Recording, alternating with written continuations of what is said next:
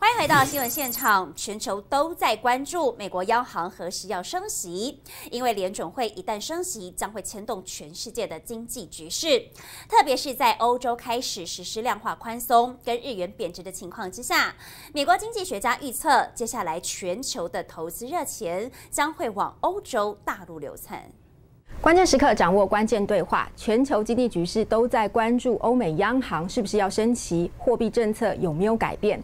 我们今天很高兴邀请到的是世邦卫理士全球首席经济学家 Richard Barkham 来跟我们一起分享对全球不动产投资的看法。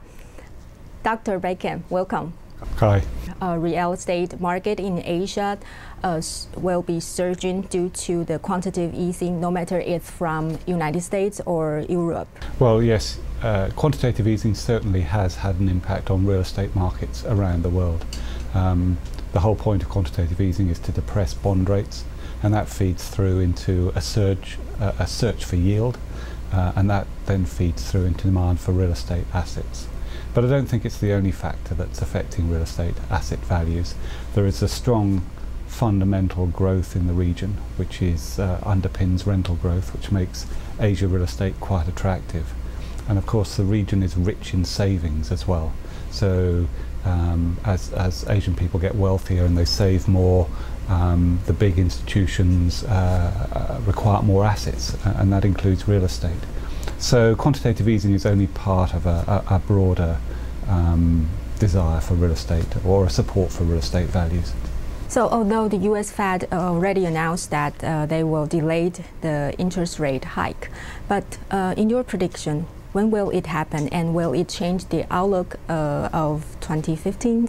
No, I don't think so. I think we're looking for a 25 basis points increase in interest rates in around September, although conceivably it might also be pushed into January. But fundamentally in the States, although there is good growth and good job creation, there is still weakness in the labour market. So a good statistic for that is if the labour participation rate was the same now as it was in 2007, unemployment would still be at 10%. So we think there's quite a lot of slack in the labour market, not much wage growth, not much inflation pressure. So even if the Fed does make a symbolic increase in interest rates, we see interest rates staying low for the rest of 2015 and the rest of 2016 as well. And we only see rates really significantly rising at the end of 2016. So will it be another recession in US? No, I think there is always a cycle in the US, and the average cycle is around the average of the last 3 cycles is around 9 years. If you date the recovery in the US from 2009, it suggests there might be another recession or a significant economic slowdown around 2018. Actually, in Asia, we're confronted to a economic slowdown too. So a lot of Taiwanese insurance companies seeking investment overseas, especially last year. So from your point of view, what do you think they are looking for? Well, it's not always a question of the type of property. One thing one can see in Taiwan, and indeed the rest of Asia, is that yields or capitalization rates are relatively low. By contrast, in America, or particularly in Europe, capitalization rates are quite high. So I think one thing that interests Taiwanese investors is just being able to invest in quality assets, which give you a 4 or 5% income return, which is almost double that which you could obtain in Taiwan. So it's not always a question of the type of property.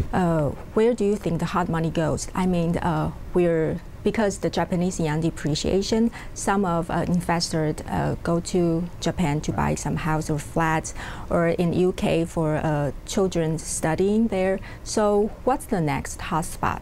Well, I think if you look at pricing around the world, you would have to say that Asia is relatively expensive, apart from Japan. And the Japanese market still offers a good yield spread over the bond rates, and with the yen depreciation, as you've said, that market is quite attractive. And the US is probably offering fair value, but the market that offers the best value at the moment is the Eurozone. where you have a very high spread of capitalization rates relative to bond rates, and you have quite a good economic recovery developing based on domestic demand, based on quantitative easing. So I would say that probably the hot money is going to go into continental Europe over the next 12 to 24 months. Compared to China, Hong Kong, or Singapore, they have more foreign investors than we do. We used to have 25% of overseas investment, but now it only accounts 3%.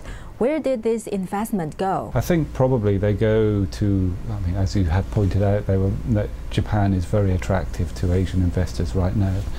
Taiwan is, it's a great market with good economic fundamentals, but it is very expensive, and it's a relatively small market. And I think also we see Asian investors also not going outside of Asia as well, into Europe, into London, and into the big gateway cities around the world. So it's a question, you know, it's a question of Asian investors wanting to get diversification beyond the region. And have we been marginalized in Asia-Pacific area for us? No, I don't think so. I think that's far from the truth. At the moment, I would say on a cyclical basis that the markets in Asia are quite expensive. So that puts investors a little bit off. Do you think that our policy to foreign investors are friendly enough to welcome them to come here? I don't think they are unfriendly, but I think foreign investors will look at quite a lot of intervention in the marketplace. For instance, you've mentioned the intervention in the housing markets to cool that market off. I think investors don't like unpredictable policy changes, even though they may have perfectly good social reasons for those interventions. Investors just like stability. They just like markets that where the rules of investing are well understood, clearly known, and that gives them and are not likely to change, you know, relatively sort of quickly. So I wouldn't say Asian policies or Taiwanese policies are unfriendly, but they could be more stable. But I don't think it's policy, I think, that might be deterring investors for the moment. As I say, your market is quite expensive.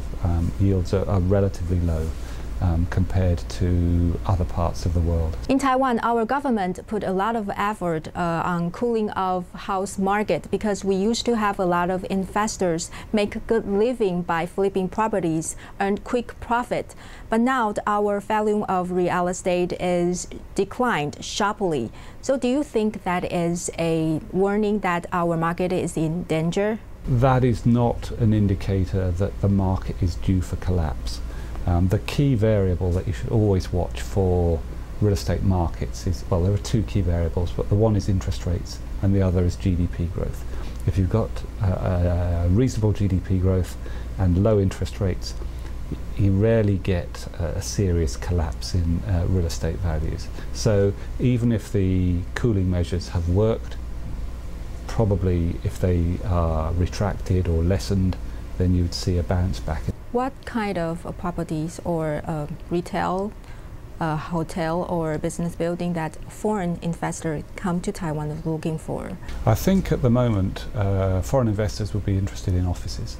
Offices seem to be very popular with investors around the world, whereas retail has been less popular, I think, over the last 5 years. It's always historically been a very popular asset.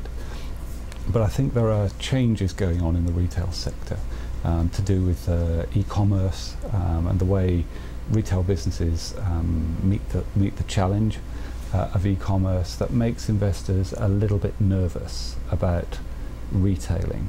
And retailing is always a local business as well. So I think offices are very popular. I think retail investors are a little bit cautious on.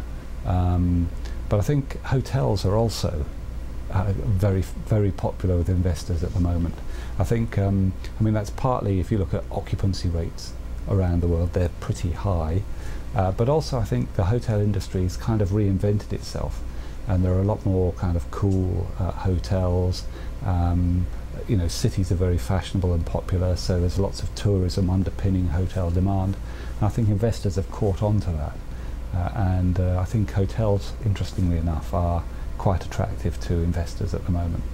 Thank you, Dr. Bakram.